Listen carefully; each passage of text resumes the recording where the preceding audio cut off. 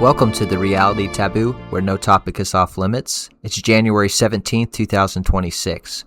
I'm Jeff. Joining me is my co-host Ness. We're going to start with the chaos in Minneapolis. According to reporting by the Epoch Times, Minneapolis activists began organizing efforts to disrupt ICE operations weeks before the January 7th shooting that brought national attentions to the Twin City. Activists in Minneapolis have been organizing efforts to impede immigration enforcement as the Trump administration surges more agents to the Twin Cities, with local efforts to disrupt immigration officers beginning weeks before the deadly shooting. There's groups like Sunrise Twin Cities. It describes itself as, quote, resisting authoritarianism and fighting for climate justice, end quote. That group circulated weekly lists of hotels where ICE agents were suspected of staying. The group encouraged protesters to put on, quote, noise demonstrations outside these locations as a way to pressure hotel management into kicking out the agents and canceling all future reservations. They called it No Sleep for ICE. Thousands of protesters targeting hotels with drum circles and organized harassment campaigns designed to exhaust hotel management into capitulation. There's also a group called Longfellow Zing that has distributed thousands of 3D printed whistles and taught near daily classes on how to respond when ICE agents approach. Everybody who wants to join a group like this has to go through onboarding. They have to attend regular meetings and have to promise to honor security guidelines before joining. And they have codes. According to brochures spread across the Minneapolis areas, there are two ways to alert neighbors about ICE activity. One way is to, quote, blow in a broken rhythm, end quote, alerting the community that ICE agents are nearby. Another signal is to, quote, blow in a continuous, steady rhythm, end quote, which means ICE is detaining somebody.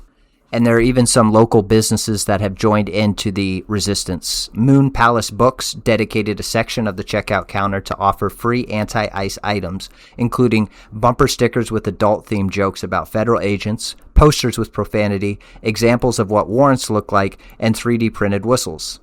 Arbeiter Brewing Company hosted Longfellow Zings, the activist group. They're near daily ICE defense classes, selling shirts reading, quote, tacos not tanks, and offering pints of a mango hazy IPA called F Ice.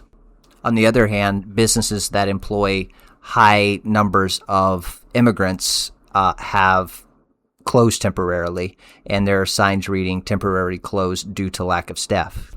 So everything I just described was occurring well before January 7th, when Renee Good was shot and killed by the ICE officer while she was in her SUV.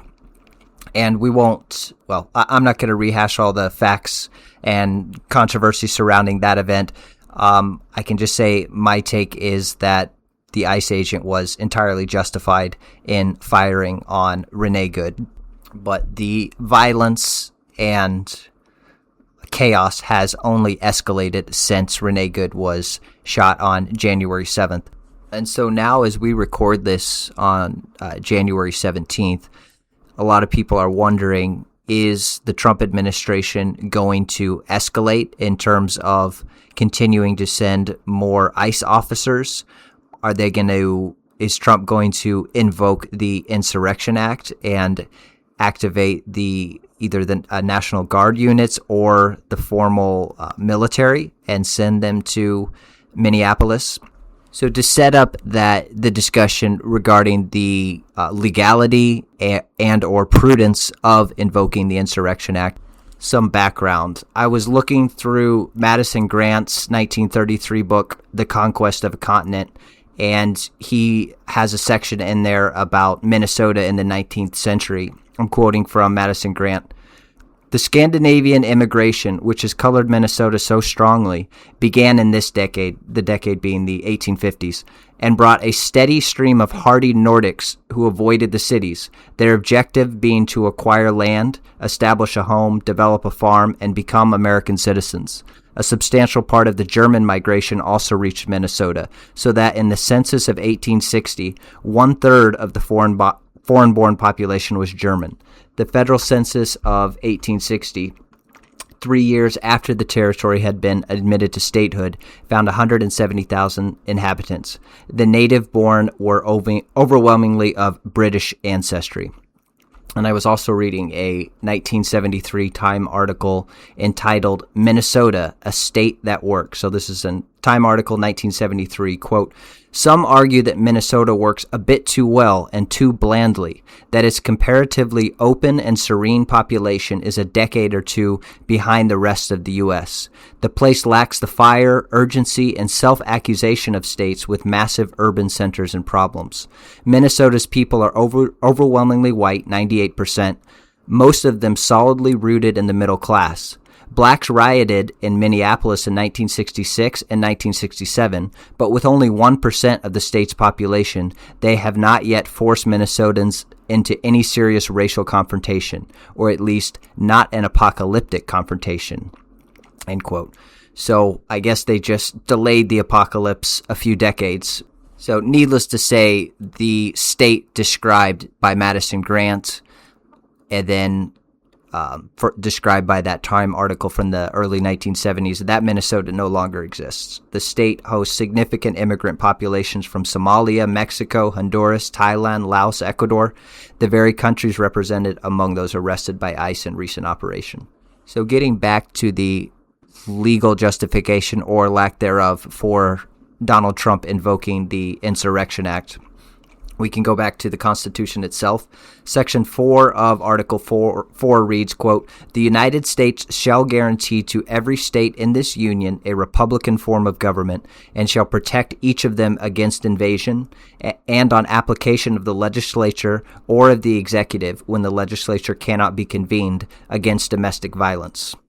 Then in 1807, at President Thomas Jefferson's behest, Congress passed the Insurrection Act, and it was intended as a tool for suppressing rebellion when circumstances, quote, "make it impracticable to enforce the laws of the United States in any state or territory by the ordinary course of judicial proceedings." It also enabled the Army to enforce federal laws, not only as a separate force, but also as part of a local Posse Comitatus, or a group conscripted to enforce the law.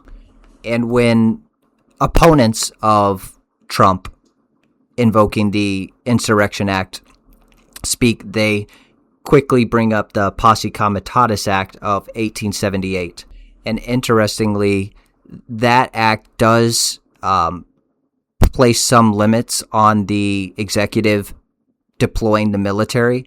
It was actually, the law was passed at the behest of Southerners who were outraged at the federal troops deployed during Reconstruction post-Civil War. Presidents invoked the Insurrection Act on 5 occasions during the 1950s and 1960s to counter resistance to desegregation decrees in the South. So pretty consistently, the Insurrection Act has been enforced by the North to impose its will on the South on racial matters. Perhaps the two most famous, somewhat recent examples are first in the 1950s when President Eisenhower deployed the 101st Airborne to Little Rock in order to enforce desegregation orders in the face of opposition from the governor of Arkansas. And then more recently, in 1992, George H.W. Bush deployed the 4,000 federal troops to Los Angeles to help, at the behest of the governor of California, to put down the LA riots that had erupted in response to the cops who had beaten Rodney King getting off, not being found not guilty. So the riots in LA erupted in April, continued into May of 1992. A few months later, in August of 92, Pat Buchanan gave a speech that I think is relevant today. He was giving this speech when he had essentially was seeking to funnel all of his supporters into voting for George H.W. Bush in the 1992 presidential election after Pat Buchanan had failed to win the GOP nomination himself. In these wonderful 25 weeks of our campaign, the saddest days were the days of that riot in L.A. Worst riot in American history. But out of that awful tragedy can come a message of hope. Hours after that riot ended, I went down to the Army compound in South Los Angeles, where I met the troopers of the 18th Cavalry who had come to save the city of Los Angeles. An officer of the 18th Cav said, "Mr. Buchanan, I want you to talk to a couple of our troopers." And I went over and I met these young fellas. They couldn't have been 20 years old. And they recounted their story. They had come in to Los Angeles late in the evening of the second day, and the rioting was still going on. And two of them walked up a dark street where the mob had burned and looted every single building on the block but one, a convalescent home for the aged. And the mob was headed in to ransack and loot the apartments of the terrified old men and women inside. The troopers came up the street, M16s at the ready, and the mob threatened and cursed. But the mob retreated because it had met the one thing that could stop it: force rooted in justice and backed by moral courage. So for what it's worth, I think the Trump administration has the legal justification for invoking the Insurrection Act. The Constitution clearly gives the federal government essentially exclusive purview over enforcing the nation's immigration laws. And the situation in Minneapolis is clearly that the locals are attempting to nullify federal law and prevent the lawful enforcement of the nation's laws. And you have the governor, Tim Walz, who is now a lame duck. He was forced to announce that he won't be running for re-election because of the fraud scandal that seems to maybe finally have caught up at least to him. And so he's a lame duck. I'm not really sure what his calculation in this situation is, but he has said that essentially enforcing immigration law is akin to white supremacy, and has encouraged, despite all of the violence and the blatant insurrectionary acts by these people in Minneapolis, he has continued to fan the flames and encourage active resistance. You have the mayor of Minneapolis, Fry, who has essentially done the same thing and has told ICE to leave and has refused to cooperate. And so, again, the legality to me seems clear, but a more complicated question is whether it's prudent. I try to keep my eye focused on the goal of mass deportations, put simply, to get as many illegal aliens out of the country as possible. That's what I consider the top priority. So the question is, in this specific situation, what is the best way to achieve that goal for the Trump administration? Should they what should they do? Should they invoke the Insurrection Act? Should they just continue to send more ICE officers and potentially divert them from other parts of the country where they presumably could continue to carry out deportations? Should the military be sent in to supplement the ICE forces? I think that if we have, the United States has tens of thousands of military personnel in Germany, in Japan, in South Korea, I think a substantial portion of those could be sent to Minneapolis to help get the situation under control. I don't know why that would be unreasonable. I think the will of these protesters, these insurrectionists, their will needs to be broken. And people like Renee Good, I think, are a representative in some sense that they are so used to there never being consequences for their ridiculous behavior that they are genuinely shocked when they're faced with actual real violence. And I think if you just keep unapologetically enforcing the law and having the moral courage and to deploy physical violence when necessary, even lethal violence, I think the will of these people can be broken. And that's what needs to happen. The Trump administration has made a good start in enforcing the law, but the supremacy clause of the Constitution clearly dictates that not only is immigration enforcement the purview of the federal government. That's not really the issue. It's not that the state of Minnesota or the municipal authorities are trying to challenge the way that immigration laws are enforced and saying that there's some sort of jurisdictional difference or dispute there. It's that they're simply obstructing the ability of the federal government to enforce laws. And so that is where the Trump administration's test is going to be. It's not just to continue to enforce immigration laws and carry out raids in various places in Minneapolis. The next step that needs to be taken if federal supremacy is to be achieved is that the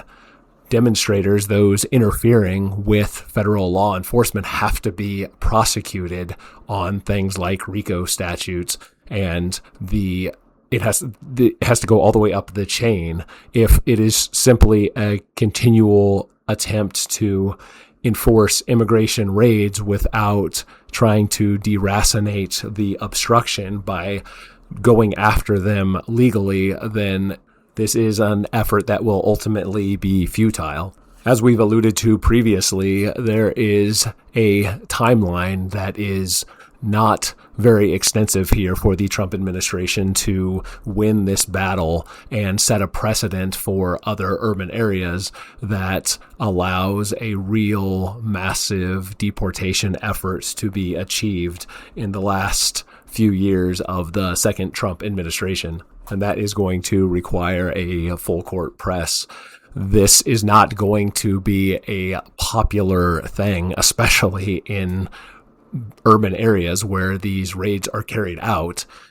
Polling this week from The Economist YouGov finds that support for ICE is very shaky, especially in the context of public support for federal agencies in general, virtually all of which have positive public support outside of the IRS and, as we'll see here, ICE. To the question, quote, do you think immigration and customs enforcement officers should be allowed to wear masks that hide their identities when making arrests, unquote, just 32% of Americans say yes. So more than 2/3 of Americans think that any officers making arrests should be able to be publicly identified. And so if that is to be honored, if public opinion is to be honored there, then it will really be a true test of courage for these officers, because there will be doxing threats and physical violence, death threats and the like that have already come to many of the ICE officers who have engaged in the raids in places like Minneapolis. And that will only increase as frustration and public backlash against the raids intensifies. To the question of, quote, overall, is ICE making Americans more or less safe, unquote, 34% say more safe, 47% say less safe, and then the residual saying either no, more or less safe, or not sure. And in the question to whether or not ICE should be abolished outright, a plurality support the outright abolishment of ICE. 46% say they support abolishing ICE, 43% oppose, and the remaining 12% say that they're unsure. There is stark racial differences on the question. Among whites, just 39% support abolishing ICE, but among blacks, it's 62%, and among Hispanics, 58%. So here's example 4,041 of blacks being even more supportive of open borders and more hostile to immigration enforcement than Hispanics are. The opposition number, the opposition figure among whites, that's the percentages opposing the outright abolishment of ICE. It's 51% of whites who do, 31% of Hispanics, and just 18% of blacks who oppose abolishing ICE. At this point, anything other than an intensification of enforcement and taking legal action against cities and agents of those cities who are obstructing federal law enforcement. Anything short of that is going to be an unmitigated political disaster, I think, for the Trump administration at this point. I think there really is no other option than to escalate. And even though I say that, I still am uncertain that that will occur. And one of the big problems here is that this is putatively being done. This law enforcement action is putatively being done for the benefit of American citizens, but the residents of Minnesota, and especially the residents of Minneapolis, are overwhelmingly opposed to the action. And so there is the question of what purpose is served by trying to save Minnesotans from themselves. Minnesota, as Jeff alluded to previously, Minnesota is or has been seen as the pole star for social democratic, European style, functioning, soft socialism in the United States, the Nordic version of it. And even with the demographic change that Minnesota is currently undergoing, Minnesota is still whiter and more native born and more equal. And those things are not just coincidentally related. Those things all tend to trend in the same direction. But even with the demographic transition that Minnesota is undergoing, Minnesota's foreign population is 8% compared to 16% of the national average. By Gini coefficient, which is a measure of inequality, Minnesota is the 8th most equal state in the country. And it is also one of the whitest states in the country. And yet all of these things that putatively made Minnesota the successful example of that sort of Nordic style of governance in the United States that is being challenged by these demographic this demographic transformation, those are things that the residents of Minnesota support, that they continually vote for and that they express support for in public polling. The situation historically at Minnesota provides a case study of demographics as destiny. You have a disproportionate number of Scandinavian immigrants settling in Minnesota, and those immigrants replicating or the systems, the government institutions and welfare systems that they create are quite similar to the ones back in countries like Sweden and Norway. And similarly, you have in more recent decades Black Muslims being imported into Sweden, leading to Sweden becoming having one of, if not the highest rate per capita rates in Europe. Similarly, in Minnesota, you have the importation of large numbers of Somalis, and no other group of people in the world, no other racial group other than whites has such a pathological self-hatred for their people, their ancestors. And I think these people like Renee Good, I think they look at that 1970s article from Time with disgust, and they see that 98% white figure, and it fills them with disgust. And so they're doing whatever they can to bring that number down as low as possible. I think they really believe that they're fighting against the Gestapo. You have rhetoric equating ICE with Gestapo, Nazi Germany. Trump constantly is compared to Hitler. And so it's not really a surprise when you put all those things together that so many white people would go to the mat put their own lives at risk for the benefit of foreigners, all of whom would never dream of doing the same were the situations reversed. And that's obviously shown by these Somalis that they're defending being overwhelmingly responsible for the massive, massive fraud. And so it's just like the Aesop's fable of the frog and the scorpion. So in this situation, the white Minnesotans are the frog and the Somalians are the scorpion. And so the frogs are proud of the system, the welfare system that they've created. And yet they're bringing in a scorpion, being the Somalis, who will engage in mass amounts of fraud and will, if left unchecked, will destroy the social welfare programs that the frogs or the Minnesotans are so proud of.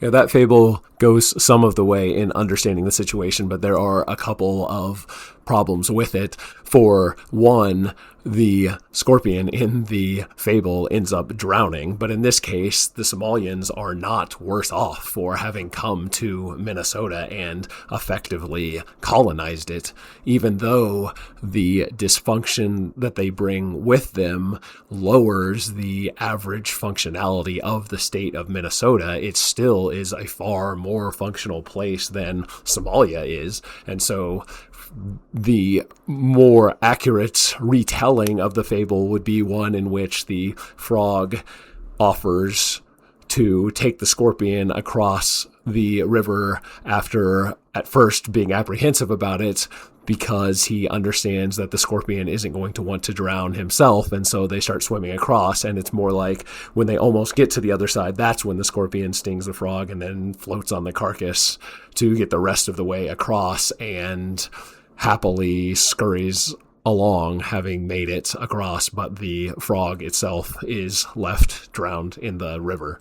The purpose of that Aesop fable is to underscore the importance of nature and how difficult it is to extirpate oneself from one's own nature. And it's not just that the scorpion is inherently going to sting and that is consequently his downfall. It is also that the frog is naively overly trusting and that is his downfall. And so that is, in that way, I think the fable is quite fitting.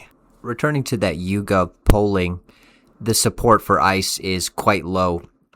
And I would suspect that if you ask those, the same polling asking about deportations of illegal aliens in general, and more specifically deportation of violent illegal aliens, support for those policies would be much higher than support for ICE. And I think this gets to something that's quite frustrating, because people will, even people, I think like Joe Rogan's a good example, kind of a stand-in for a lot of people, where if you ask him in the abstract, he would support deportation of illegal aliens. But then when you actually do what is required to achieve that goal, that's when they get uncomfortable. So they essentially, it's like they want these things carried out, but it's like they don't want to get their hands dirty. They don't, because at the end of the day, there's like, what are you supposed to do if a person who is here in the United States illegally and refuses to leave? Because why would they want to leave? They knowingly broke the law and came here because they're trying to make their situation better. So of course they're going to resist being forced to leave. And at the end of the day, you have to use force. You have to use violence in order to get people who refuse to leave to leave. Abstractly, laws are always more popular than the actual enforcement of said laws. The way that this is going to have to play out, if there is any hope for the public relations side of things to not be disastrous for the Trump administration, although I think there is a strong argument that for the posterity, for the good of Trump's legacy and for Heritage America more broadly, that even if this isn't popular, it's something that needs to be done anyway. But to neutralize the bad public relations will require what was mentioned previously, which is not simply to just enforce immigration raids or execute immigration raids and then allow these obstructors to come in and get in the way of enforcement and to also record doing so. Instead, what needs to be done is the federal government needs to prosecute to the full extent of the law anyone who is involved in disrupting raids and also go after those who are documenting it. Blowing whistles and yelling at law enforcement agents is obstructing law enforcement activity and needs to be treated as such. And if the proverbial book is thrown at people like this good woman, the late good woman, if the Trump administration goes to war with these networks, then the subsequent immigration enforcement will be perceived by the public more in line with how the public feels in the abstract about immigration enforcement. The networks of disruptors who are trying to impede ICE from doing its job are not doing so for no reason. They're doing so because this is effective. This is a tactic that works. And so it has to be neutralized by the Trump administration or it will continue to work. And perhaps somewhat counterintuitively, I think the Biden administration's prosecution and perhaps persecution of the January 6th rioters could serve as a model to what the Trump administration should do here. So just as the Biden administration, of course, went after the low-hanging fruit, the people who, on J6 who actually broke into the Capitol and destroyed property and attacked and threatened police officers, the Biden administration, of course, went after them, but they also went after people who were just tangentially related to the riot and who were just happened to be in Washington, D.C. at the time. I think in a similar vein, of course, you go after the people who are getting in the face of ICE officers like Renee Good, but you also go after people who were just at protests, maybe blowing whistles. And, I don't know necessarily if you go after people who are just like middle-aged white people who are just there during the day holding up signs. I'm not necessarily saying you go that far, but you get close to that and you just, like Ness was saying, you go after these groups ruthlessly. I think you have to go up to that line and then exceed it, because there seems to be no other conceivable way to execute mass deportations. And while in the abstract immigration enforcement is relatively more popular now than it was 5 years ago, the polling on the actual execution of immigration enforcement, as we've been going over here, is not a political winner. And the longer it goes on, the less likely it is going to become so, unless the tactics are changed such that videos like what is happening with arrests of illegal aliens at workforce sites and then incidents like this killing of the woman in Minnesota, as those things continue inevitably to pile up, which they will if ICE just continues to carry out raids without going after the network's root and branch, the consequence politically of this effort by the Trump administration will not redound to the Trump administration's benefit in the midterms. And if, as expected, Republicans lose the House, then this will turn out to be the high watermark in terms of what the Trump administration is able to do executively. So implicit in what you're saying, Ness, it seems to be that the optics of a bunch more Renee Good situations where you have a contentious interaction between an ICE officer and a civilian that escalates to some sort of violence, that the optics of that are inherently bad for ICE and good for the anti-ICE protesters. Yes, especially in the places where these raids are contentiously being conducted. A separate but related discussion has to do with location, one of our favorite phrases here, in terms of concentrating the efforts in hostile areas as opposed to expending all of law enforcement manpower, at least initially, in places that are more amenable to what ICE is doing. Because if you're operating in red areas where there is cooperation by state and local officials and also much less opposition by private citizens, the arrests are easier, not just logistically, but also in terms of the optics, in terms of the public relations, because these sorts of confrontations don't come up. to nearly the same extent or to the same severity. But even nationally, the optics are not good for ICE. From that same Economist YouGov poll, quote, based on what you know, was the shooting of the woman in Minneapolis justified or not justified, unquote. 30% of respondents say it was justified, 50% say it was not justified, and 20% say not sure. So among those with an opinion, by almost 2-to-1 margin, the public sentiment is on the side of good, the dead woman, and not on the side of ICE. And to continue with the demographic differences in public sentiment with regards to immigration enforcement, the percentages by sex who say that the shooting was justified: men 37%, women just 24%. So men were about twice as likely to say the shooting was justified as women were. By race, 37% of whites say that the ICE officer shooting was justified, 21% of Hispanics do, and just 8% of blacks say that it was justified.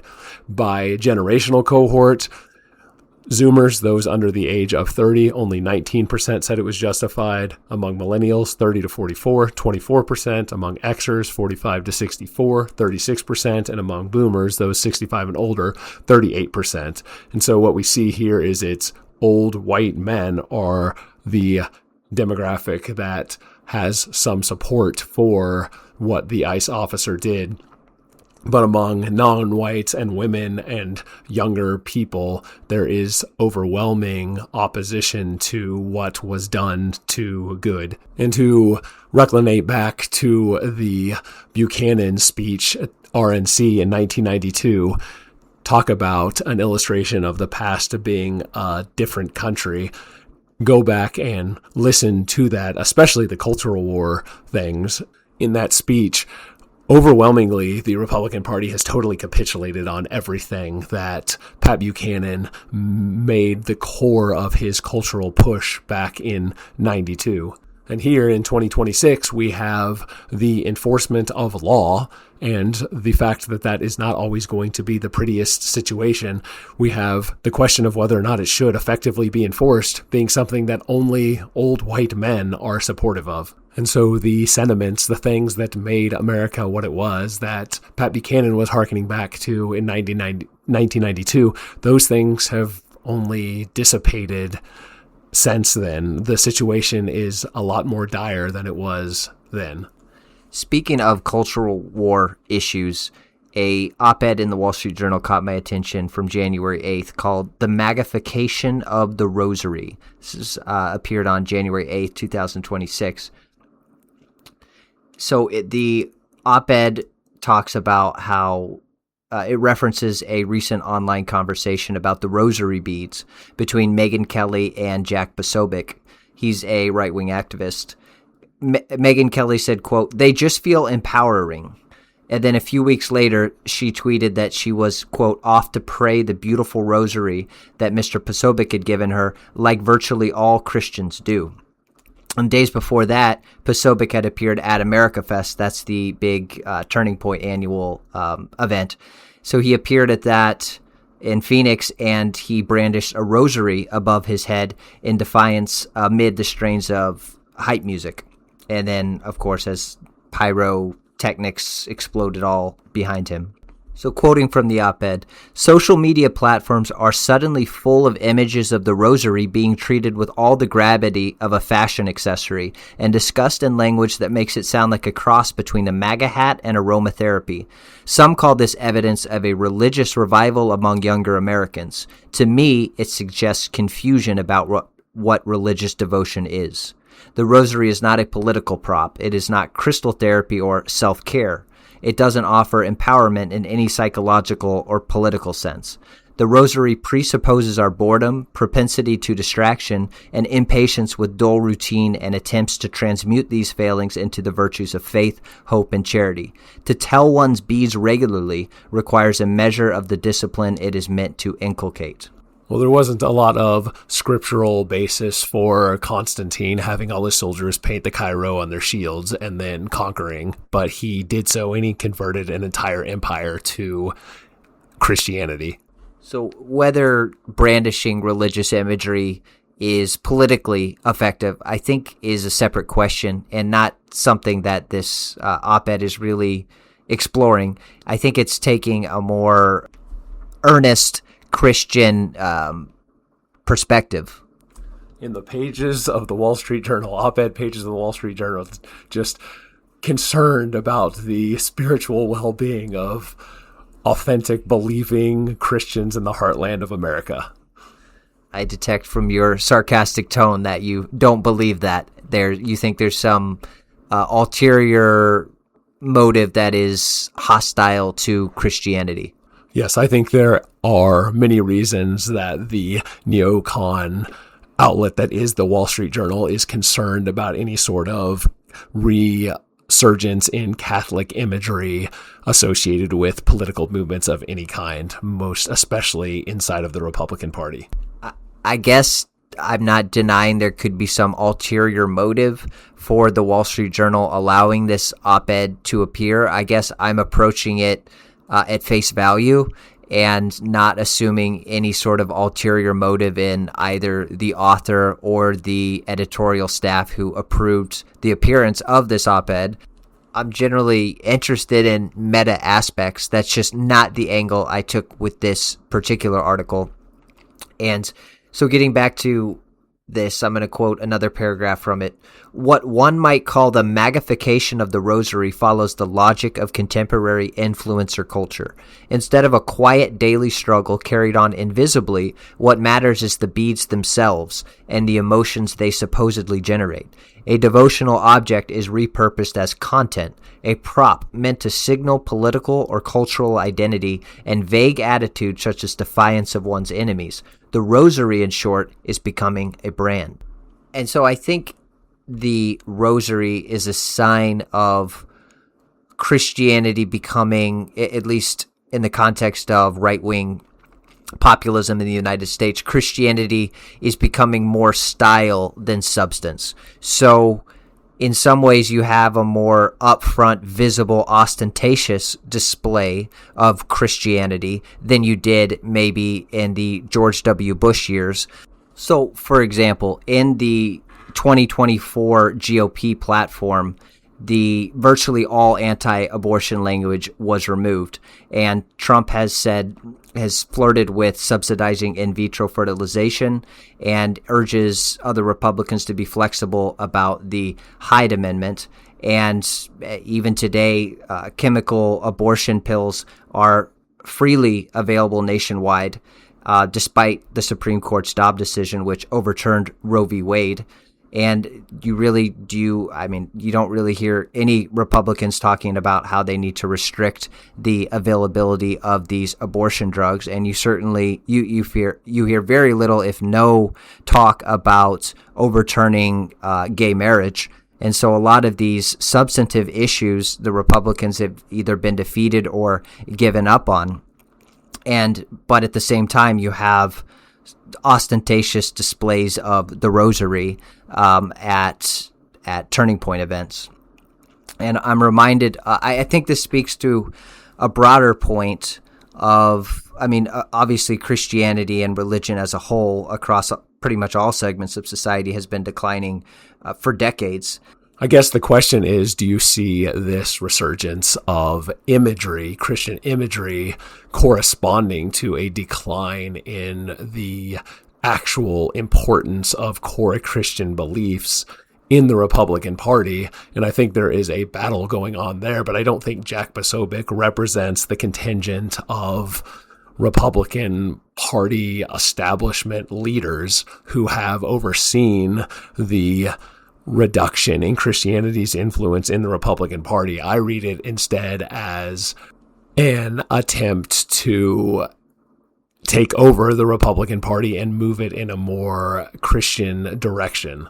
You'll hear among elected Republicans zero arguments in favor of overturning same-sex marriage as being legal in the country, but you'll get a lot of that among the MAGA movement and among populists. And the same thing with other Christian beliefs like the sanctity of life and opposition to abortion.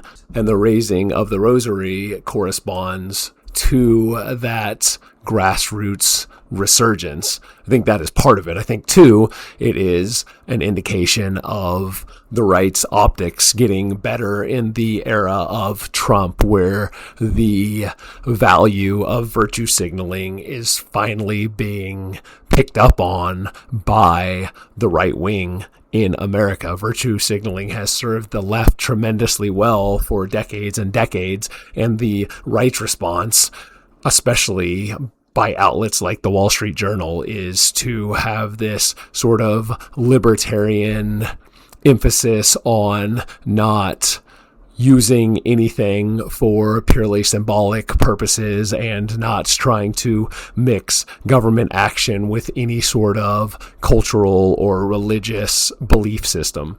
And the reality is that dry principles of economics or realpolitik concerns about geopolitical influences are not what motivates people, which is why, or one of the many reasons, that the left is so much better at motivating people to do things than the right is. And by taking imagery like holding up the rosary, that's why I mention Constantine from 1800 years ago, because there is a precedent, there is all of human governance that serves as precedent for why symbols are so important and why they are so motivating. And so my perhaps overly cynical read on this op-ed is that the neocon Wall Street Journal is concerned not that this is disingenuous, but that it might actually be effective in changing the cultural contours of the right-wing movement in the United States. I certainly agree that there is far, far more genuine religious conviction among the MAGA base than there are among the MAGA leaders, the MAGA politicians, the MAGA elite. And I think Donald Trump is the perfect example of that. There are numerous examples that show his non-existent, in my view, either non-existent or very shallow understanding or belief in Christianity. Just a few examples that I can think of are just illustrations, examples of this. He was the first president ever elected who was not opposed to gay marriage when he was elected. Obviously, Barack Obama, when he was elected, ran on an anti-gay marriage platform. And Trump, during the 2015-2016 cycle, he displayed somebody who is new to the pro-life movement when he was asked famously whether there should be some punishment for a woman who has an abortion. When he was kind of uncomfortable with the question, but when he was pressed a little bit, he said, yes, there should be a punishment.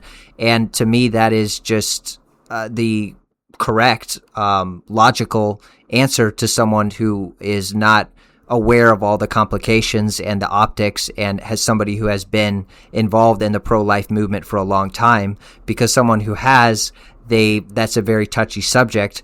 And I think I'm going to give the activist the benefit of the doubt, the pro-life activists. I think it's not that they think that abortion, they do believe abortion is morally wrong, but for whatever other reasons, they don't want to emphasize punishing the woman. They don't think that's the right approach to achieve a pro-life world. And then another kind of petty example, but I think sometimes subtle things actually show a lot. He was in 2016, he was giving a speech at Liberty University, and he referenced a verse from 2 Corinthians, and he said 2 Corinthians. And again, that's someone, in my view, who's never read the Bible, has very little knowledge of it, who is given a script, has a script put in front of him and sees 2 Corinthians and he says 2 Corinthians. And so I actually think in this case, as authentic as Trump is in a lot of ways, and his remarkable charisma and ability to connect with the common man, I think in this case, he felt like he needed to pander to the evangelical Christian base of his movement. And I absolutely do not think he has contempt for those people in any way. I think he has genuine affection, but he felt like he had to pander to their Christian beliefs and viewpoints when he doesn't share those same beliefs or viewpoints himself. I think for sure if you look for paragon of virtue in your political leaders, you're bound to be disappointed. But in reality, what Trump was able to achieve is what the pro-life movement that has operated for 50 years has been unable to achieve. So Trump came in and took the arguments that the pro-life movement supposedly was making to their logical conclusion, even though he hadn't thought about them previously. And then he ended up overseeing the overturning of Roe versus Wade, which was the reason that the pro-life, at least the ostensible reason that the pro-life movement came into being 50 years ago. I think the more meta points to take from this increasing draping in religious imagery and in particular Catholic imagery, and the reason that the Wall Street Journal is alarmed by it, and that other outlets, other institutions in the right wing, like the Daily Wire and Prager University, that is the adoption of identity, of collectivism, of being a sum greater than just the individual parts, that this could be perceived of as representing. The first step in identitarianism among the right wing in America and the West more broadly, moving away from an atomized individualism, a personal libertarianism that has been the dominant cultural strain in the institutions of power on the right, like the Wall Street Journal editorial board, and that Christian identity and Catholic identity is lower hanging fruit in terms of eventually establishing an identitarianism on the right that rivals the identitarianism that the left has so successfully exploited for the better part of 70 years. So you're saying that Christianity could be a first step towards a broader identitarian movement. I think we should clarify what you mean by identitarian. I think at least what it means to me is basically acting in a racially conscious way. So in the case of white Americans, it would be white Americans gathering together and acting collectively to advance their racial interests. Or could it mean something, when you say identitarianism, other than identitarian being Christianity or religion, is there any other aspect of it than racial? Yes, it could also be ethnic, although that is more relevant to Western Europe than it would be to the United States, where whites in America are largely a new hybrid version, a new hybrid ethnicity among people of European descent. But it is any sort of identity, the idea that people that tend towards the right side of the political spectrum, that they have collective interests that they are able to unapologetically advocate for. I think this is the first step in that direction. But if we're just talking about identitarianism, the first step being a Christian identitarianism, that has to include non-whites in it. I don't think you can have a Christian first identity and also on that basis of Christianity exclude, if you're white, exclude non-whites from being part of that identity. So I guess, and again, having whites adopt an identitarian ethnic identity, like, I don't think that's feasible, because other than Ashkenazi Jews, in the United States, it's pretty difficult to identify a average white person's ethnicity, whether they're Irish or Italian. They actually have assimilated quite effectively. So again, I guess I just get back to, why not just say white nationalism? Because why is that? Isn't that essentially what it boils down to? And you say, I don't want to put words in your mouth, but you're essentially saying white Americans adopting a Christian identity is the first and necessary step towards eventually adopting a white nationalist identity?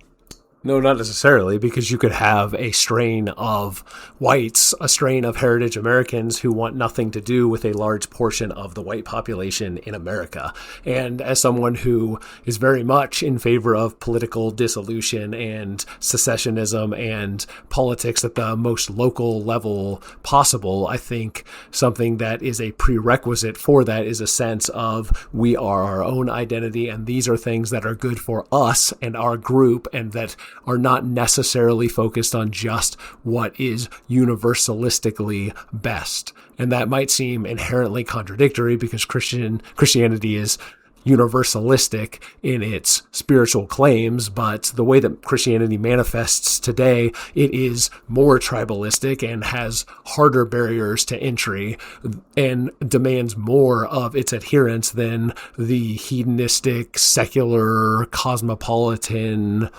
humanism that it is largely seen in opposition to.